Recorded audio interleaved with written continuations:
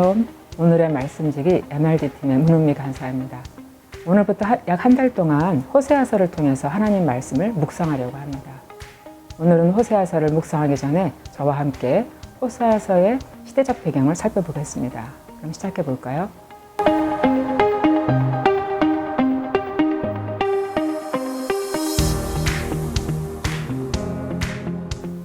먼저 선지자는 어떤 사람인가요? 선지자는 기본적으로 하나님의 말씀을 대언하는 사람이라고 할 수 있습니다. 그러면 이들은 언제, 어떤 상황에서 하나님 말씀을 대언했을까요? 이스라엘은 하나님이 통치하시는 나라로서 율법이 있고 왕이 있고 제사장이 있었습니다. 제사장은 하나님이 주신 율법을 가르쳐 백성에게 하나님의 뜻을 알게 하고, 왕은 백성들이 이 율법대로 실행하여 하나님께 순종하는 삶을 살도록 백성들을 인도하고 지도하는 역할을 했습니다. 왕과 제사장의 역할을 잘 감당하여 백성들의 율법에 따라 하나님 뜻에 순종하면 나라의 정의와 공의가 이루어져서 모든 백성이 안식을 누리는, 요즘 말로 상생하는 사회가 됩니다. 이것이 하나님의 원하시는 사회의 하나님 나라입니다. 그러나 제사장이나 왕이 역할을 제대로 하지 못해서 율법이 무너지고 정의와 공의가 무너지며 상생이 깨어질 때 하나님이 선지자를 보내셨습니다. 물론 그렇지 않을 때도 하나님이 특별한 뜻을 전달하셔야 할 때 선지자를 보내셨지만, 대부분은 하나님의 율법이 무시되고 상생이 깨져서 불의와 약자들에 대한 압제와 억압이 심해졌을 때 선지자들을 보내셨습니다. 호세아도 이런 상황에서 하나님의 말씀을 대언하는 선지자로 백성에게 보냄을 받았습니다.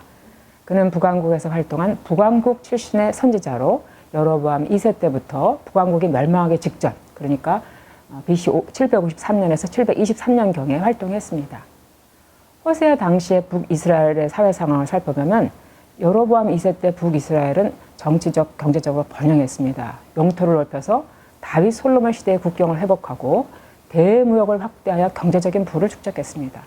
그러나 축적된 부와 번영의 혜택이 지배층에게만 주어지면서 권력을 가진 자들은 사치와 향락을 누리지만 백성들은 오히려 착취를 당하고 사회적 불평등과 불의가 난무해서 사회의 양극화가 심화된 상황이었습니다.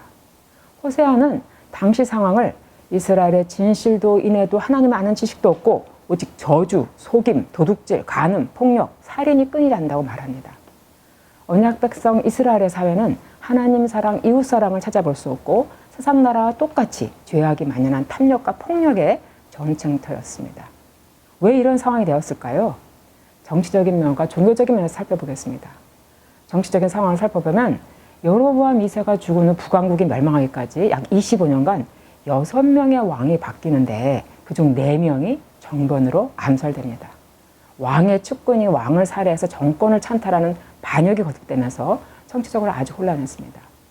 이스라엘은 하나님이 통치하는 나라이고 왕은 하나님의 대리 통치자로서 하나님이 세우셔야 했는데, 북이스라엘에서는 이런 의식은 전혀 없고 세상 나라와 똑같이 정권에 대한 야욕으로 음모와 반역과 폭력이 난무했습니다.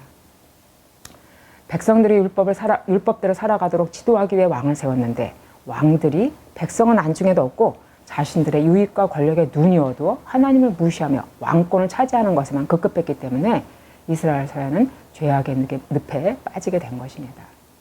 그러면 종교적인 상황은 어땠을까요? 북왕국은 여호와도 섬기고 바알도 섬기는 종교적인 혼합주의에 깊이 빠져 있었습니다. 이스라엘 백성이 가나안 정복 후 가나안 사람들을 쫓아내지 않았기 때문에 가나안의 종교가 여호와의 신앙에 큰 영향을 미치게 되었습니다. 가나안에 정착하여 농사를 지을 때 가장 중요한 것은 때를 따라 알맞게 내리는 비였습니다. 가나안 사람들은 폭풍의 신 바알이 비를 내려 땅을 비옥하게 해서 곡식과 포도주와 기름을 풍성하게 해준다며 바알을 섬겼습니다. 이스라엘 백성들은 이것을 그대로 받아들입니다. 이스라엘은 여호와와 바알을 구별하지 못하고 여호와를 섬긴다고 하면서 실제로는 바알을 숭배했습니다. 이스라엘 백성이 바알 종교를 쉽게 받아들인 또 다른 이유는 바알 종교가 제2중심의 종교였기 때문입니다. 여호와는 제사보다 진실과 인애와 하나님을 아는 지식을 더 우선시하시지만 바알은 제사만 드리면 됐습니다. 여호와는 말씀에 순종하고 언약을 지킬 때 축복을 주시지만 바알은 제사만 드리면 풍요를 준다는 것입니다. 이런 바알 종교의 영향으로 이스라엘 백성은 여호와께 열심히 제사를 드리면서 죄악된 그들의 삶에 아무 문제가 없다고 여겼습니다. 이스라엘의 이런 불신앙적 태도는 정치 외교적인 면에서도 그대로 나타납니다. 이스라엘은 강대국 사이에서 강대국과의 동맹을 통해 생존해보려고 몸부림쳤습니다. 그러나 이스라엘의 생존은 강대국이 좌우하는 것이 아니고 여호와의 손에 달려 있습니다. 이스라엘은 이 사실을 무시한 채 여호와를 신뢰하지 않고 애굽이나 아시리아를 의존하다가 결국 아시리아에게 멸망하고 맙니다. 이스라엘은 하나님 나라라는 정체성을 잃어버리고 여호와의 뜻을 무시하며 자기 마음대로 하나님을 섬김으로 결국 멸망합니다. 하나님의 백성은 내가 누구인지, 내가 어떻게 살아야 하는지를 정확하게 알고 또한 항상 일깨워야 합니다. 우리 역시 진정으로 예수님을 영접했다면 하나님의 자녀라는 사실에 감사하며 끊임없이 하나님을 의지하고 하나님의 뜻에 순종하는 일에 열심을 내야 합니다. 오늘 하루도 하나님의 자녀됨을 감사하며 주님을 신뢰하고 주님의 뜻에 순종하는 귀한 하루 되기를 바랍니다.